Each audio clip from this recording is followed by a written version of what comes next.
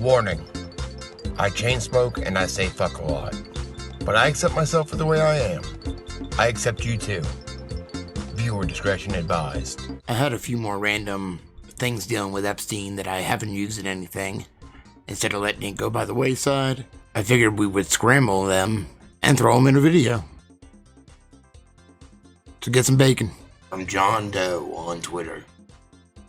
If you don't know who John Doe is, well shit, I guess none of us do. But if you don't know who he is, he puts together threads on Twitter. He's really good at digging up articles and old blind items. First off, John Mark Dougan. That's an interesting case. And in a little teeny bit of research I've done on him, he was actually involved with Seth Rich too. But I guess this is already known by a lot of people. UK paper, The Sunday Times. MI6 fears Russia can link Prince Andrew to Jeffrey Epstein abuse. British intelligence chiefs are concerned that Russia may have obtained compromising material on Prince Andrew over the Jeffrey Epstein scandal. MI6 is understood to be concerned about the activities of a former Florida police officer who had access to the investigation into the millionaire pedophile and then moved to Russia. I was a police officer from 2002 to the end of 2008 or beginning of 2009.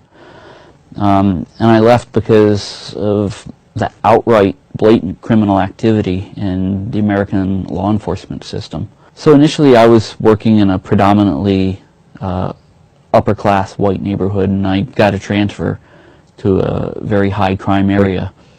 And when I got out there, the guys, like the sergeant and his friends, were running around and they were just beating the minorities bloody. Like to the point where their faces were fractured. And they'd take pictures of these people and they'd post those photos on Facebook and brag about, you know, how these people would fall down the stairs, or how he would have, one guy said, I would have beat him more, but his child was watching. I took screenshots of their Facebook posts and I sent it to what we call internal affairs. If it's a complaint that comes from within the department, they go after the people that made the complaint because they don't want who they deem troublemakers. So I left. After I quit being a police officer, I started my own business, but I also started a forum called PBSO Talk. At that point it was pbsotalk.com, that gave good police officers an anonymous voice where they could air their complaints about criminal activity that was taking place in their department. Not even I would have access to the IP addresses or anybody's information. I wouldn't know who was posting anything. So when they came around and asked me or gave me a subpoena saying, we demand you tell us who told about this investigation taking place, the only answer I could give them is, I'm sorry, I don't know that information. I don't keep any record of it. And they hated it. They absolutely hated it because I was getting some really, really incredible information. Child molestations, where police officers would molest children or try to meet underage girls in parking lots.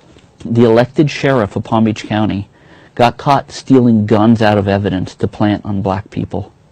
That only came out after my website was set up, and of course American law enforcement didn't like it, so they investigated me for 6 long years.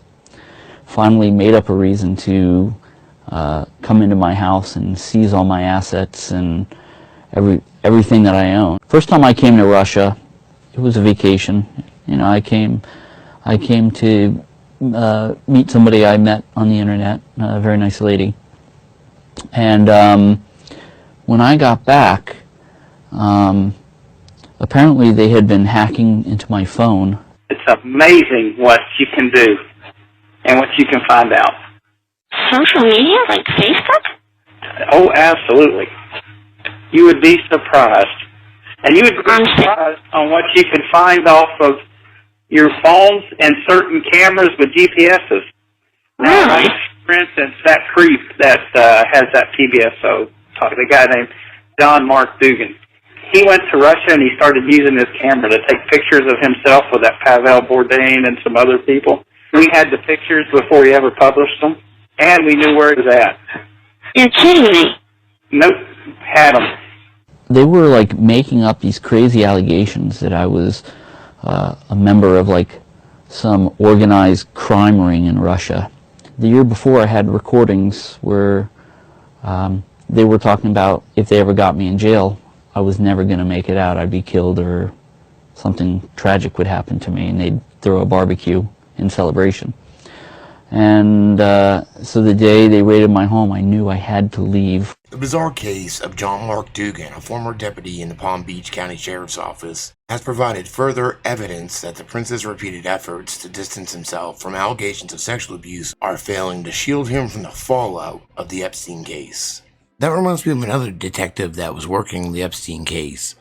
Palm Beach Daily News. Decorated former Palm Beach detective who led Epstein investigation dies at 50.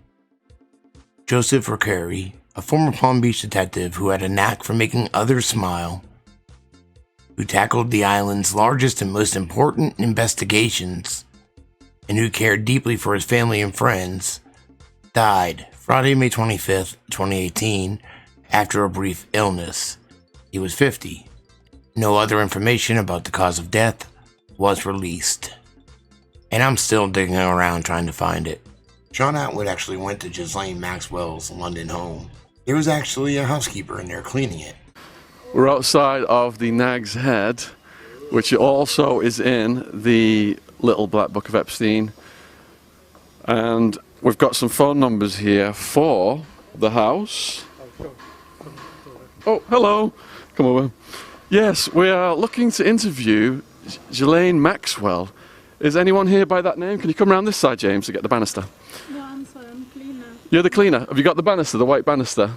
Can you see it's there? Do you know when Ghislaine will be home? You got to come round behind me, James, to get the white banister.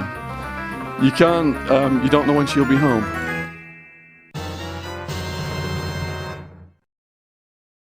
And do you know any way to get in contact with her? No. Okay, and you're just a cleaner then? Yeah. All right, well, thank you very much for your help. Are we allowed to film inside? No, I don't promise because they don't tell me nothing about this, that's why. Okay. All right, well, thank you very much for your help. Yes, cheers. And there was a few blind items. From crazydaysandnights.net, Tuesday, August 27, 2019, blind items revealed number 5. From August 19th, 2019. Apparently, this royal has no idea there are recordings of him sexually assaulting another underage girl. The reason why he's not welcome in this country. He thinks the ban is because of the more publicly known sexual assault of that other underage teen. Revealed as Prince Andrew. From Crazy Days and Nights, November 3rd, 2017. 4 for Friday. More on the island and a child rapist that needs to be brought to justice. Apparently when you start publicly writing about things, then more documents appear and more people start talking. The island. Yes, there is diplomatic immunity, but this foreign-born former A-plus list royal had to get special permission earlier this year to visit the US. The government couldn't say no when asked, but did make it clear they wanted the royal to cancel his travel plans.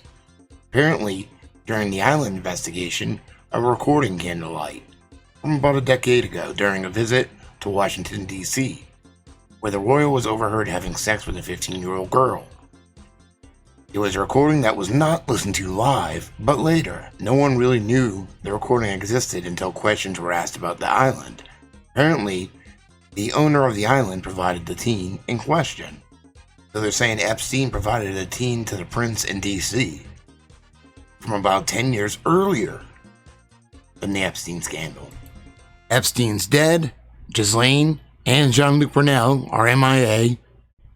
I don't know where it's going now, but I feel like something's gotta give. Maybe. Fucking stoned. I got motherfucking spaceship. Oh, fuck.